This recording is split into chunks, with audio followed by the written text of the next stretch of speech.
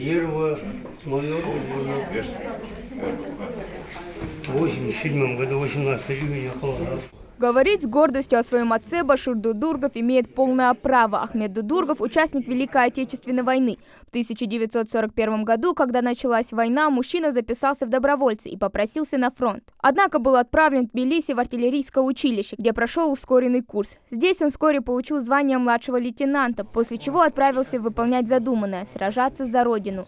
До Сталинградской битвы, до Сталинграда, он и в Ростовской области, и на Украине, везде все эти фронты проходил. И в конец он попал где-то в 43-м году, в конце 43-го, на Сталинградскую битву.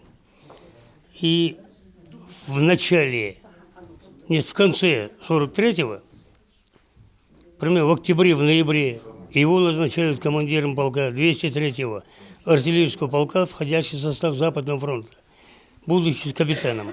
Ну, отличался своей смелостью, молодой, энергичный, рвался в бой, как обычно это делают ингуши, не боясь ни смерти, ни боли. Сталинградская битва, в которой он принял активное участие, была переломным моментом в ходе всей войны. Именно тогда фашисты потеряли стратегическую инициативу. Ахмед Дудургов среди друзей славился удивительной смекалкой, которая не раз помогала ему во время войны. Они форсировали Дон, когда они шли в сторону Сталинграда. И лед провалился, и один расчет. Расчет – это значит пушка, солдаты, которые обслуживают ее, наводящие, там, стрелки, то еще. Полный расчет провалился под лед. Отец не растерялся. У них тогда были связки, гранатовые связки, несколько гранат связывали против танков, которые бросали, на танки, что бросали. Пробежал вперед, Дон-то тихо идет. Бросил на лед эту гранату, разорвал лед. Весь расчет живым вышел, правда мокрыми, а пушка утонула. В музее краеведения сегодня как никогда многолюдно и шумно. Выставка, посвященная разгрому советскими войсками немецко-фашистских войск в Сталинградской битве, собрала немало людей. Каждый мог поделиться историей своих отцов или просто подискутировать. А те, кто занимается реконструкцией эпизода Великой битвы, вслушиваются в каждое слово и пытаются сохранить эту живую историю до мельчайших деталей. Ведь именно с их помощью восстановлено немало страниц Великого сражения, которых по разным причинам не было в архивах. Сегодня на нашей выставке тут присутствовали родственники этих участников, а также жители нашей республики. И мы от них узнали много интересного, то, что мы не знали.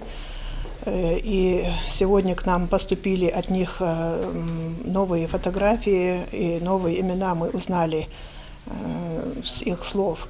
Началом Сталинградской битвы можно считать 17 июля, когда возле рек Чир и Цимла передовые отряды 62-й и 64-й армии Сталинградского фронта встретились с отрядами 6-й немецкой армии. Всю вторую половину лета у Сталинграда шли ожесточенные бои. Около сотни человек, наши земляки, героически погибшие в битве на Волге, отличили своей отвагой и мужеством. При том, что на фронте было очень тяжелое материально-техническое снабжение. Он говорил, что у него была английская шинель, она была хуже наших, тоньше и холоднее. И видел дохлых лошадей, как и люди кушали, людям не хватало еды, солдатам не хватало много чего. И он в воспоминании этих часто говорил, что трудно мы выиграли эту войну, очень тяжело. Цена этой победы очень дорогая. Среди десятков воспоминаний, рассказанных на выставке, не нашлось описания радости от победы в кровопролитной битве и у родных Джабраила Гадабошева. Ветерана уже нет живых, однако память о нем хранится.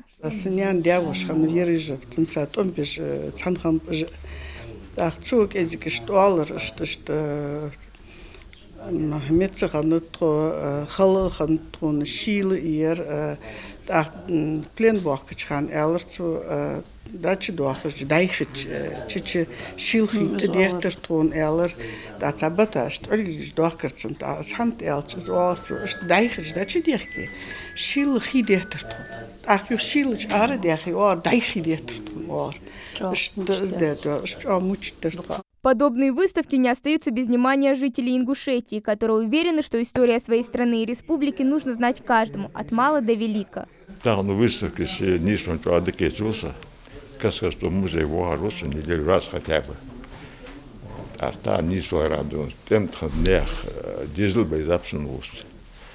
То умудень работает, а Бог бахар берди. Сталинградская битва длилась с 17 июля 1942 года по 2 февраля 1943 года. Сражение, которое продолжалось 200 дней и ночей, стало переломным во Второй мировой войне. Великое противостояние Красной армии и вермахта на берегах Волги, не имевшее равных по своему накалу и ожесточению, кардинально изменило ход истории войны. Хава Гагиева, Магомед Дидигов, Новости 24.